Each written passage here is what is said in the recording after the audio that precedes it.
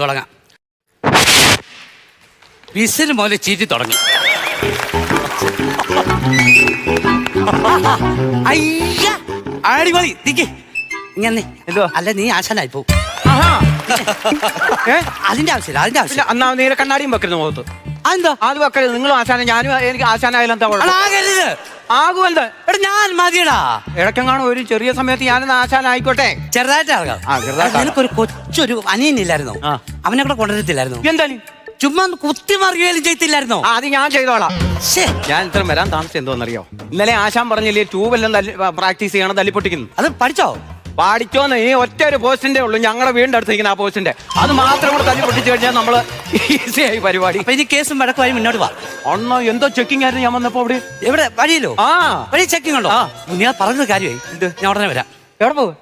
എനിക്ക് ആ ഷുഗറും പ്രഷറും ഒക്കെ ഒന്ന് ചെക്ക് ചെയ്യാൻ. എന്റെ പല്ല് വെച്ചാലെന്ന്